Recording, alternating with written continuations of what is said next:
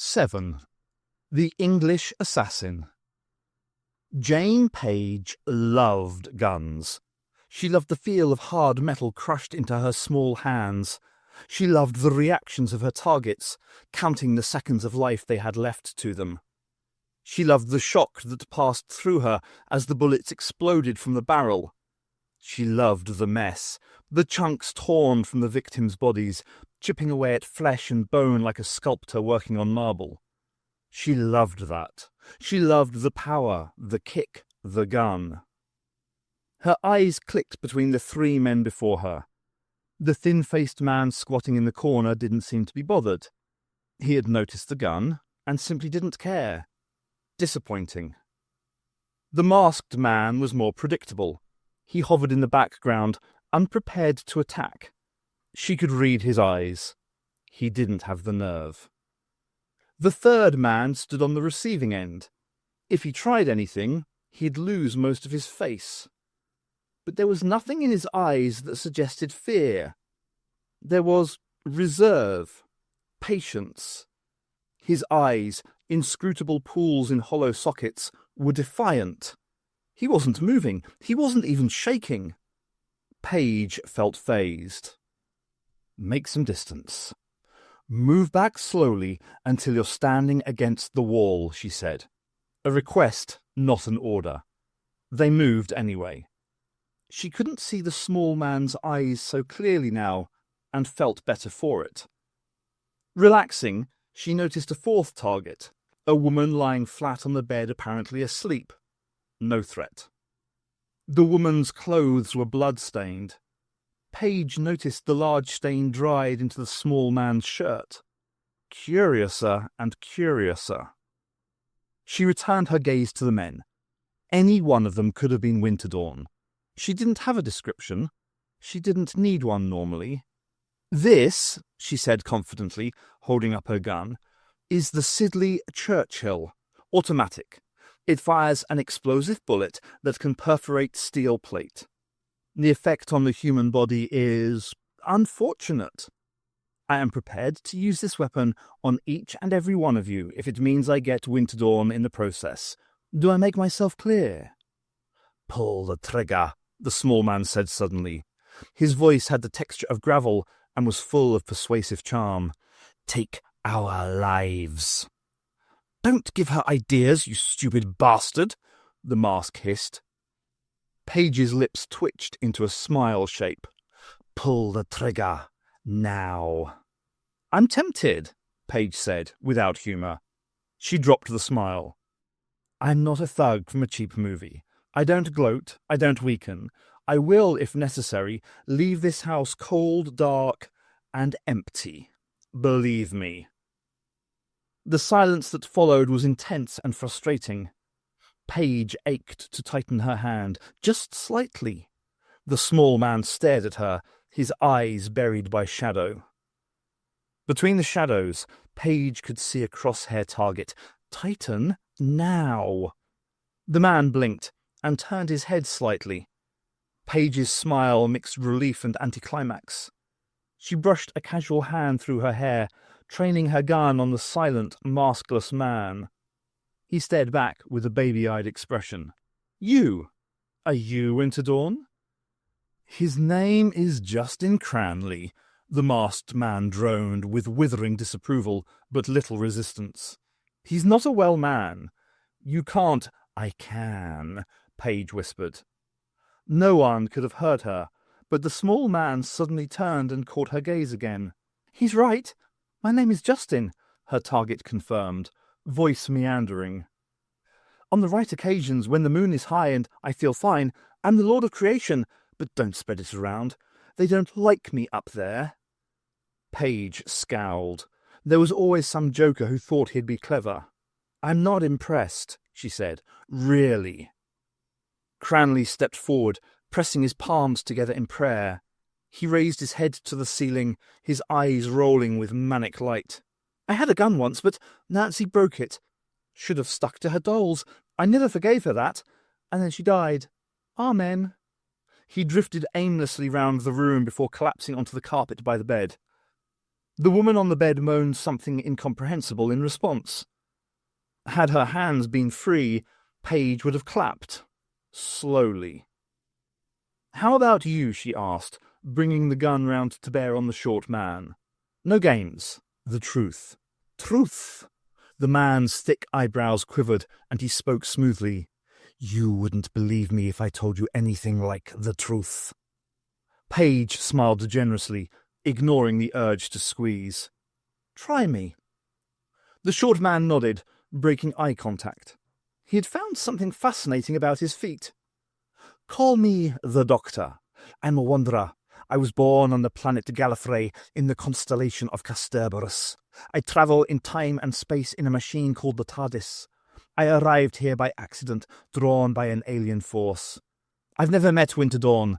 There are a lot of questions I want to ask him." 3 out of 10. Not as convincing as Cranley, Paige told him, stifling an ersatz yawn. She jerked the gun round so it aimed between the eye holes of the masked man. "How about you?" "My name is Harry Truman. Mr. President, this is a surprise." "Really? Go on." "I'm 27. I was born in Bromley. My twin sister Nancy died 3 days after she was born. I was academically excellent. When I was 18, I started a degree in English at Cambridge. My girlfriend Laura was also studying English. We were going to get married." "Stop it!" Cranley was climbing to his feet, staring malevolently at Truman.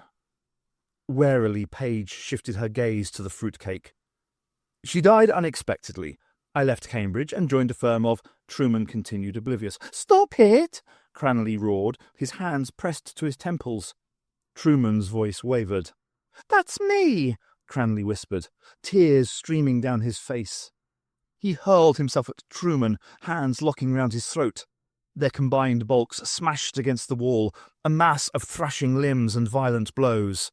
Cranley was single-minded in his attack, Truman in his defence.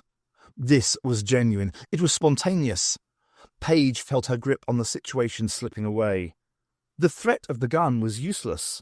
No one cared about the weapon, clasped limply in her hands. She felt useless. "Excuse me?" The woman on the bed was sitting upright and beaming at her happily. Paige spun, pushing the gun at her. "Don't point that thing at me. I don't know where it's been." Then there were hands against her shoulder, tearing at her gun arm, jerking it upwards. "Benny!" A gravel voice was yelling by her ear. "Help Truman!" Adrenaline surged. Paige's fingers clenched. There were explosions, gunfire blowing chunks out of the ceiling. Paige's body thrilled as the shots pulsed through her. A hand was wrenching the gun from her fingers, another hand pressed against her neck, fingertips pushing nerves. A light touch, but significant. Paige took a deep breath and fell into unconsciousness. The doctor coaxed the gun from the woman's limp fingers. He let the arm drop softly. The gun in his hand was harsh. Physically, it was warm, but it had a cold lining that stabbed at the doctor's soul. It was not an object he cared to hold. It was tainted. He buried the loathsome item under a pile of T-shirts in the wardrobe. Then he did his best to expel it from his mind. Truman was unconscious, half slumped against the wall. The doctor's immediate fears, that Cranley might have killed him in his frenzy, were assuaged by the regular movements of his chest. Cranley himself was paralysed, staring at the man he had been throttling not a minute ago. Either Benny was more persuasive than the doctor had thought, or Cranley had shifted back onto a diffident gear. Benny also crouched beside Truman. Unlike Cranley, she was active, her hands fumbling at the back of Truman's head. She was unfastening his mask. The archaeologist's curiosity was active. The doctor felt that she was disturbing something that should be left hidden. He moved forward, perhaps to stop her. Too late. The mask came loose.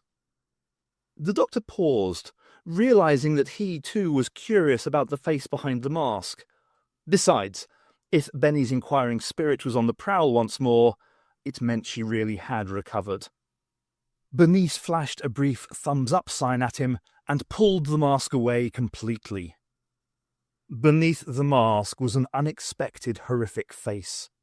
Bernice Summerfield stared.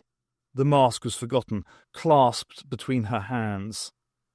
Justin Cranley reacted violently. He shrieked, hurling himself across the room, hiding behind the bed and moaning pitifully. The doctor recovered quickly. He plucked the mask from Benny's hands, lowering it back over Truman's face. Then everyone felt a lot better. Ace led Sandra into the TARDIS console room, still and impressive despite the shroud of darkness, and waited for the inevitable display of weak-jawed, wordless wonder. Probably something sadistic about that, but why not? She had gone through it just like Mel and Benny and everyone else. She had never forgotten her first sight of the TARDIS. It was something that was going with her inexorably to the grave. Sandra stood in the doorway and stared. Ace failed to suppress a smile. Wide-eyed, Sandra wheeled round and began to enthuse in Ace's direction. "It's big!" she exclaimed breathlessly. "Jesus, why didn't you tell Dad?" "You want a serious answer?" Ace was smiling, disturbed. There was something wrong about this reaction.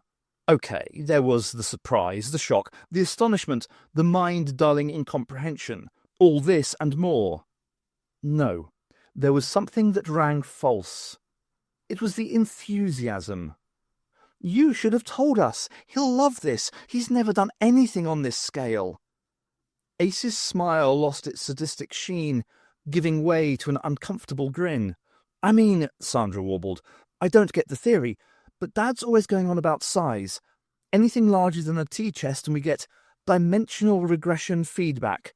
Sounds crap, but I assume I know what he's on about." She turned back to Ace. "Why'd you put it in the cellar?" Ace's jaw made up-down motions, but she had nothing to say. "I mean, you brought this to show Dad," Sandra continued, acquiring a confused slowness. "I assume this is stuff you've done parallel to his work? Dimensional transcendentalism? Yes?" "Shit!" Ace forced her heavy tongue into the shape of words. "You've seen stuff like this before?" "Yeah," Sandra nodded, frowning uneasily. "Yes." Ace wandered out of the TARDIS, pondering on her feelings of frustration. Not frustration, perhaps. Unease. If Sandra was right, if Winterdawn had devised something on the same principles as the TARDIS, it followed that he could have brought the TARDIS to the house. Couldn't he? She felt like a little kid going off to a birthday party in a new set of clothes to find that everyone else dressed identically. She felt hollow, a sense of purpose lost. Sandra followed her, hugging herself in the cold of the cellar. Like Ace, she seemed at a loose end. "Run this by me one more time," Ace said weakly. "Your dad's done something like this, bigger on the inside than the out, dimensionally transcendental shit." Sandra was nodding. "Very small working models, as a sideline of his main work. I don't understand it. I have a BA in English. I'm not a quantum weirdo." Ace looked up at her, suddenly finding a new purpose. "You don't have to understand it. Tell me about it." Sandra smiled awkwardly, a lopsided sort of smile. A smile loaded with the same sadism which Ace had felt herself quite recently. "I can show you," she replied.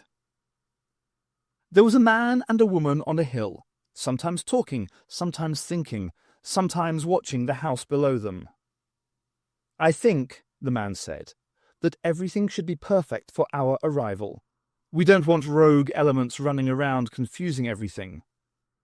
"Not at first," his companion responded. "You mean the woman?" "Don't state the obvious. Of course I mean the woman. What do you suggest?" "Temporal dislocation. She's not doing anything now, and we can always stick her back in if things get boring." "It's done." Their laughter drifted down the hill to the grey man, who was crouched in a nearby hollow. He wondered what they were talking about. "Dear Diary," Benny scribbled hurriedly, scratching her words onto a scrap of paper with a blunt pencil. "Just a quick update. The doctor's threatening to do something esoteric, and I want to be watching when he does. A lot's happened since I last wrote. Here goes. Threatened by a psycho with a knife, enjoyed 5 minutes in a wardrobe listening to a couple snogging, had weird experience in a cellar, drained by vampire orchids, held at gunpoint by mad woman. I lead a strange life, but you know that, diary dear. Never apologise, never explain. According to the mad woman's business card, she was one Jane Page, computer systems analyst. Must be a more dangerous profession than I'd previously imagined. I say was, because she's gone now. We all thought she was out of it for a couple of hours, but no. She crawled away from under our very noses. We being the doctor and yours truly, plus the psycho, who's turned out to be quite nice. You never can tell with the quiet ones. The doctor was a bit worried, but he managed to get her gun off her beforehand. That's still hidden away somewhere safe. It goes to show he doesn't know everything. He hasn't got a clue about what's going on. Apparently, it's all down to some quantum physicist engaged in work that is definitely very secret and probably very illegal. If he's like any of the quantum physicists I know, he's lax when it comes to the laundry and other mundane mortal workings, but that's hardly a crime. Not yet, anyway. Doctor's worried about Ace. We haven't seen her for hours and she's, Benny! Speak to you soon if I don't get fried. The doctor and Cranley had moved Truman onto the bed where he now lay, cold and unconscious. Benny strode over to them, watching them carefully. It was like a Victorian medical scene. Cranley was a grieving relative, hovering concernedly on the edge of the bed, staring with ill-matched eyes at the patient. The doctor was a grim physician, dressed in white rather than black, lurking on the fringes of the painting like something unholy, something fatal, something soul-crushingly good. That, Bernice reflected, as she moved into the frame, makes me the whore who gave the stupid sod syphilis in the first place. Truman's dinner jacket and shirt had been loosened, revealing larger expanses of his chest. Benny wiggled her eyebrows suggestively. "Is it true what they say about men with hairy chests?" she asked. "Probably not," the doctor replied. "Give me your knife." "What?" "I noticed it as I was carrying you up here." Give. Benny prized the knife from her boot, remembering that it was really Cranley's, unsuitable though he was to be in possession of such an item, and she wondered briefly whether he was going to claim his property. No, he wasn't interested. "What are you going to do?" she asked, handing it to the doctor. "Nothing permanent," he replied, pressing it against Truman's chest. There should have been a scratch. There wasn't. "Isn't this a bit dangerous?" Benny asked uneasily. "It would be novel if the physician took to stabbing the patient." "Only for him," the doctor murmured, sinking the knife deep between Truman's ribs. Benny started. "Jesus!" she shrieked. "You bloody stupid—" "Look," he suggested, regret absent from his face. There should have been a mess. There wasn't. No blood, no gore, no mess. It wasn't the wound made by a knife. It was smooth, large enough for a cricket ball to squeeze through comfortably. Truman's skin rippled and whirled around the hole as if alive. Benny felt her own skin crawling. Truman's body had parted without injury to grant the knife passage. The doctor withdrew, and instantly the hole sealed itself. Flesh flowed into the wound until there was no sign that there had ever been a break. Truman was healed, good as new. "He'll wake up in about 1/4 hour," the doctor told Cranley. "Right as rain. I want you to be here when he does." He turned back to Bernice. "Something obscene is happening in this house. Something that destroys lives and minds. Something that revels in deception. I'm not sure what, but I'm 90% certain of who's behind it." There was a gentle cough from the door. Benny didn't recognize the man standing there. A man in his late 50s, tall, tanned, perhaps attractive. "Hello, Doctor. Professor Winterdawn would like to see you." His voice was gentle and mellow. "Now."